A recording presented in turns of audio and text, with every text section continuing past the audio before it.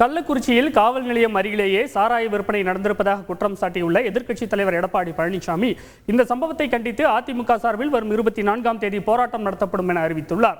அரசு நிர்வாகத்தின் அலட்சியமே உயிரிழப்புகளுக்கு காரணம் என தமிழக வெற்றிக் கழக தலைவர் விஜய் கூறியிருப்பது பரபரப்பை ஏற்படுத்தியுள்ளது.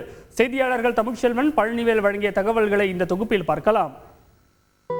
விஷச்சாராயம் குடித்ததால் உடல்நலம் பாதிக்கப்பட்டு கள்ளக்குறிச்சி அரசு மருத்துவக் கல்லூரி மருத்துவமனையில் சிகிச்சை பெற்று வருபவர்களை எதிர்க்கட்சித் தலைவர் எடப்பாடி பழனிசாமி இன்று நேரில் சந்தித்து ஆறுதல் கூறினார்.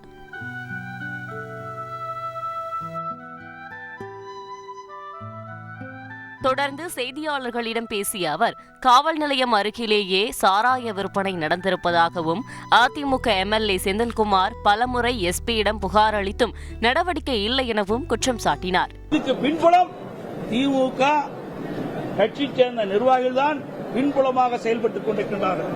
இவ்வளவு மரணங்கள் ஏற்படுவதற்கு காரணமாக இருந்த நிர்வாக திறமையற்ற முதலமைச்சர் திரு ஸ்டாலின் அவர்கள் ராஜினாமா செய்ய வேண்டும். ஓமிப்ரசோல் என்ற மருந்து இதுக்கு இருந்திருந்தால் இந்த விஷச்சாராயம் அருந்தியவர்களை குணப்படுத்திருக்க முடியும். அதுவும் தமிழ்நாட்டில் எந்த மருத்துவமனையும் இல்லை.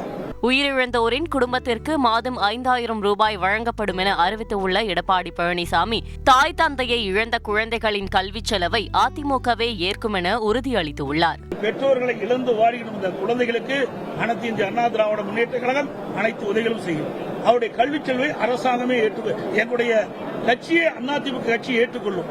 அது மட்டுமல்ல, இந்த குழந்தைகளுக்கு 10 ஆண்டுகளுக்கு இந்த குடும்பத்திற்கு மாதந்தோறும் 5000 ரூபாய் அனைத்து இந்திய அண்ணா திராவிட முன்னேற்ற கட்சி வழங்கும். தொடர்ந்து உயிரிழந்தவர்களுக்கு அஞ்சலி செலுத்திய இபிஎஸ் வீடு வீடாக சென்று அவர்களது உறவினர்களை சந்தித்து ஆறுதல் கூறினார்.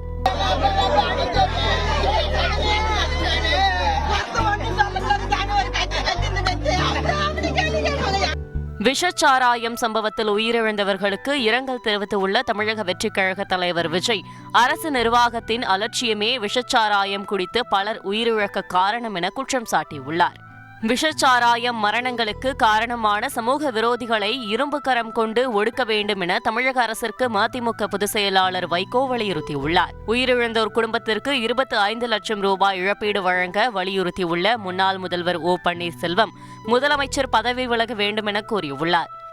இந்நிலையில் கள்ளக்குறிச்சி விஷச்சாராய சம்பவத்தை கண்டித்து வரும் 22ஆம் தேதி மாநிலம் தழுவிய அளவில் ஆர்ப்பாட்டம் நடைபெறும் என தமிழக பாஜக அறிவித்துள்ளது.